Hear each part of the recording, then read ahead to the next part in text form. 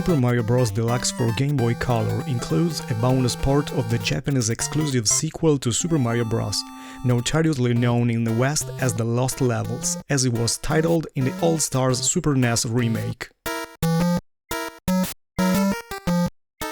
After scoring 300,000 points in the 1985 original mode, it becomes accessible as an unlockable extra in the main menu, through a Luigi face icon. It's titled Super Mario Bros. For Super Players, and has its own main menu. This title, which obviously hints at a very high difficulty level, actually comes from the gold badge on the original Famicom cover. What's more, the instruction manual features an introductory letter from the developers addressed specifically to super players. By the way, curiously, the title screen music is the famous underwater theme.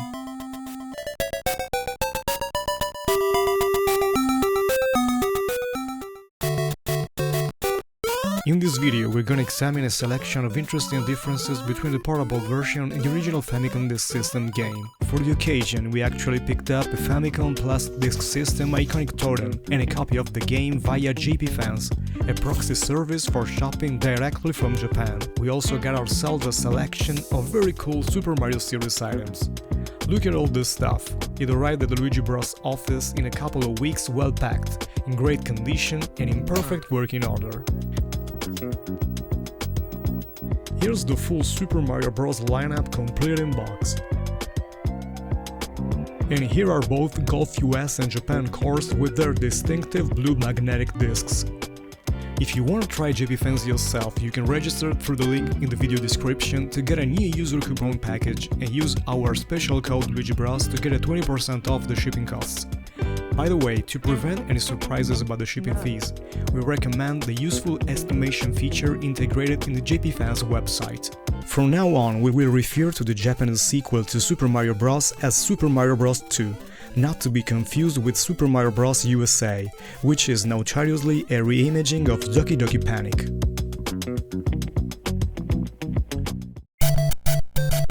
Now let's begin our comparison from some general differences, in particular from some visual ones. Super Mario Bros. 2 introduced new graphics for the solid and brick blocks, ground tiles, semi-solid platforms and ground decorations.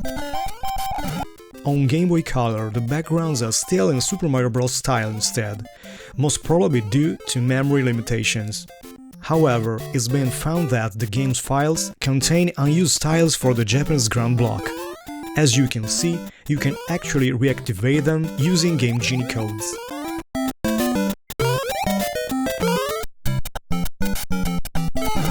In the original, the poison mushroom simply looks like a darker version of the standard power mushroom.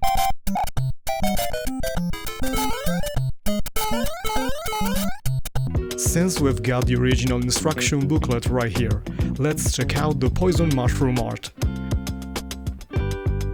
The Doku Kinoko is drawn with a fitting, sinister grin. On Game Boy Color, the design has been updated with more vibrant colors, typical of actual poisonous mushrooms, and a white skull warning symbol has also been added.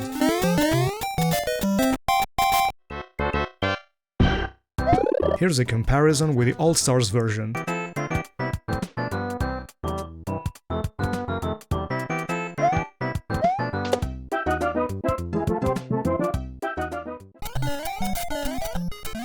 Here's another subtler visual difference.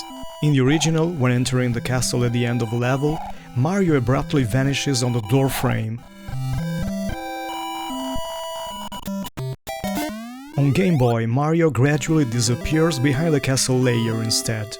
This change is not exclusive to Super Mario Bros. For Super Players, but a general change of the Deluxe version.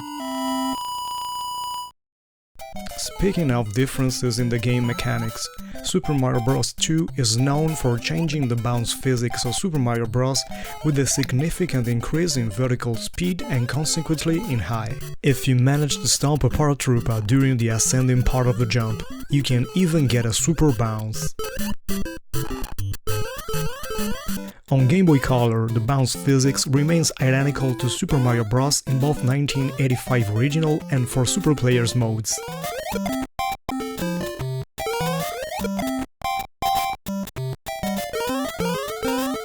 The difference in bounce height led to various level design adjustments throughout the game. For example, in World 4-3 of Super Mario Bros. 2, one of the big jumps at the beginning of the level requires Mario to bounce on a red paratroopa. Otherwise, there's no way he can make it.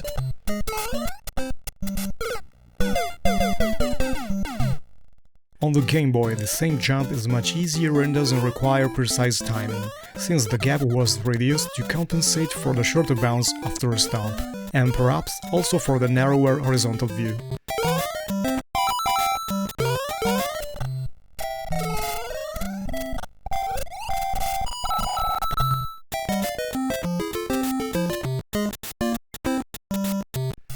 Here's another instance. In the original World 7-1, the player has to consecutively bounce on 2 red paratroopas in order to reach a pipe on a suspended platform.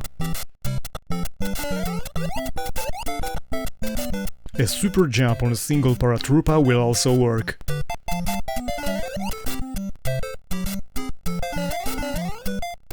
On the Game Boy Color, a new invisible block was placed right between the paratroopas to solve the short bounce problem.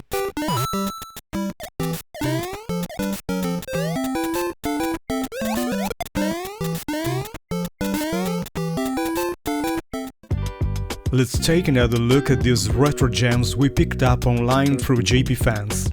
The Japanese box of Super Mario Advance hides some nice little details, like a shy guy, a Pidgeot, and some flowers on the cardboard flaps. The old instruction manuals were full of color illustrations, adding a collectible value that nowadays is fading away in the gaming industry.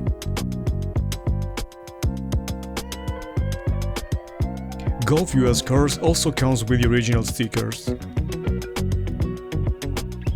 To avoid any connection problems, we chose a Famicom already modded with component output and USB power. Also, the typical yellow end is minimal in this unit. This Super Mario Bros. Copy is in almost mint condition, including the inserts. Mario USA and Mario 3 are slightly more worn, but they came dirt cheap. The colorful Famicom cartridges are pretty cool. Finding a disk system in working condition is not that easy, so we made sure to buy one with the drive belt already replaced by the seller. Just a reminder, if you wanna give JP Fans a try and buy exclusive Japanese goods from stores like Mercari, J-Direct and Amazon Japan, check the video description for the registration link and some discounts. Super Mario Bros. 2 also introduced actual gameplay differences between Mario and Luigi. Luigi notoriously jumps higher and has more floaty physics than Mario, as we can see using the top of the castle as a reference point. Also, on the ground, Luigi has less acceleration and lower friction, as we can tell by comparing the length of the skid animation. On the Game Boy, Mario and Luigi are not differentiated, just like they weren't in Super Mario Bros.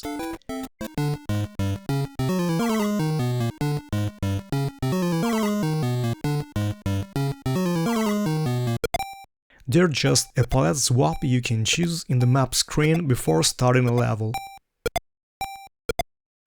In terms of game content, the original offers a lot of extra levels after completing the main story with challenging requirements. World 9 presents 4 fantasy bonus levels accessible only after beating the game without using any warp zones. Worlds A, B, C and D are unlocked after beating the game a whopping 8 times. You don't need to do it in a single session, since the Famicom Disk System can save the record on a rewritable disk itself. On Game Boy, all the secret levels have been entirely cut, however, unused versions are accessible via game shark codes. Surprisingly, a good number of them are almost complete in terms of enemy placement and level layout.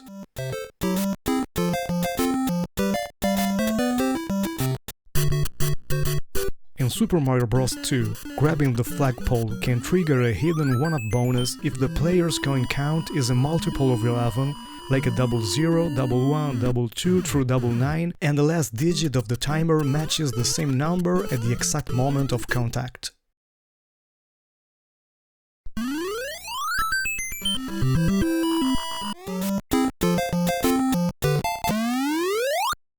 On Game Boy Color, since the 4 Super Players version mainly follows the original Super Mario Bros. Rules, this bonus is not available.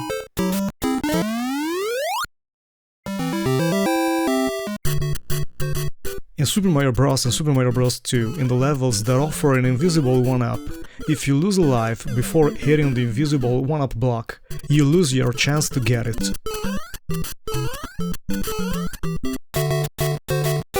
On Game Boy, in both the original and for Super Players modes, the invisible 1-up will still be available instead.